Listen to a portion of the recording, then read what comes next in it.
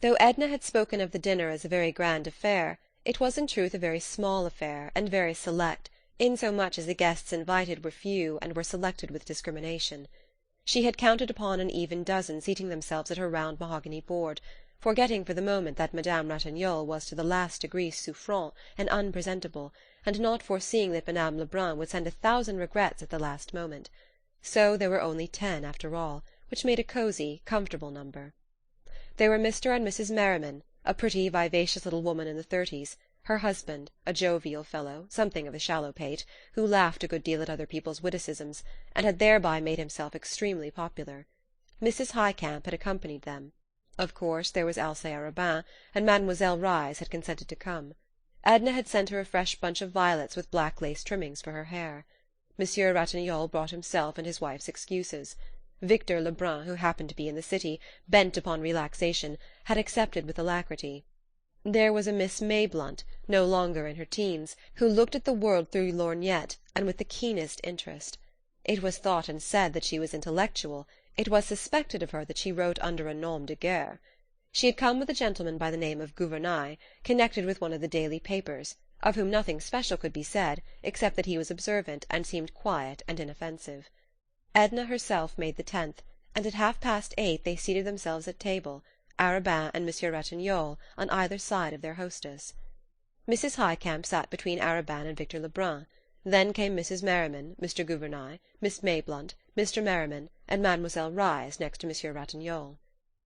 There was something extremely gorgeous about the appearance of the table, an effect of splendour conveyed by a cover of pale yellow satin under strips of lace-work.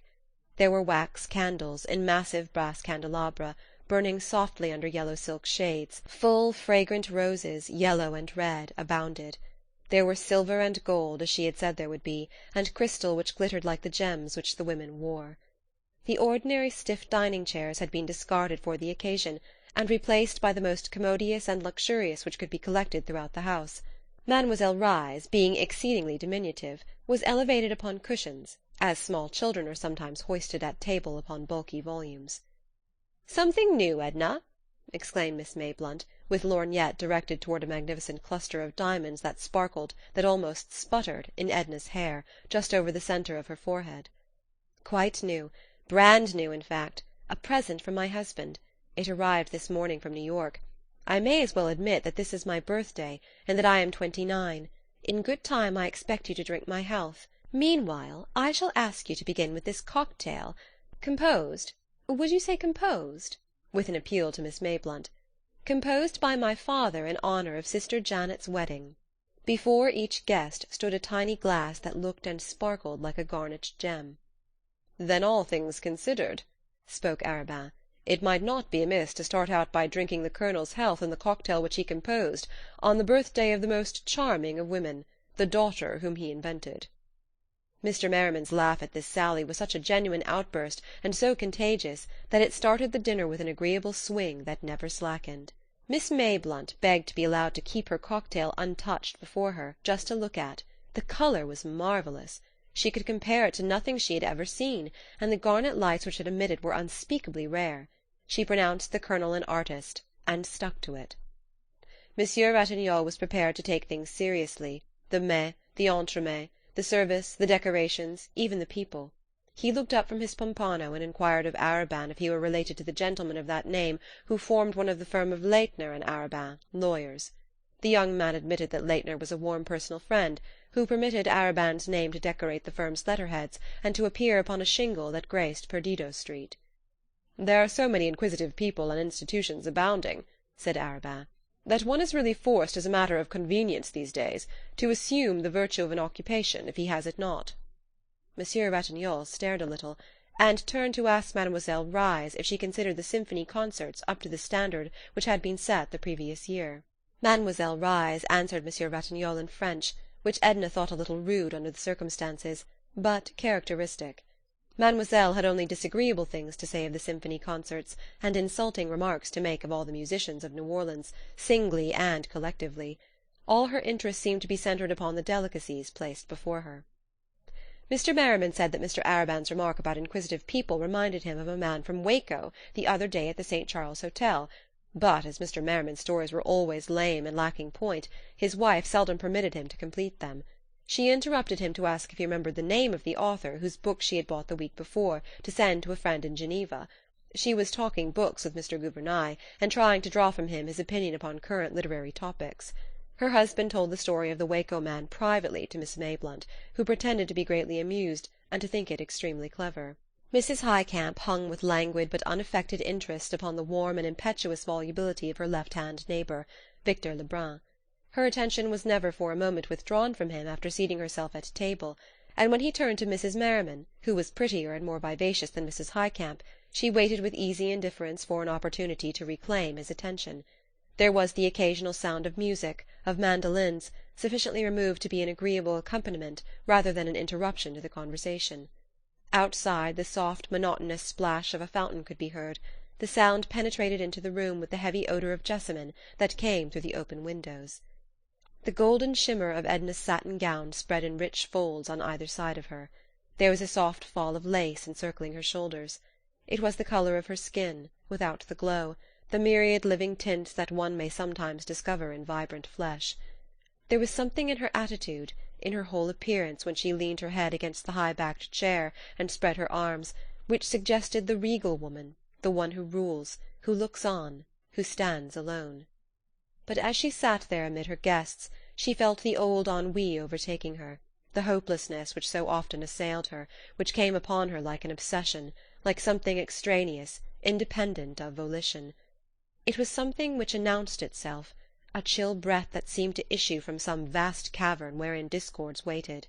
There came over her the acute longing which always summoned into her spiritual vision the presence of the beloved one, overpowering her at once with a sense of the unattainable.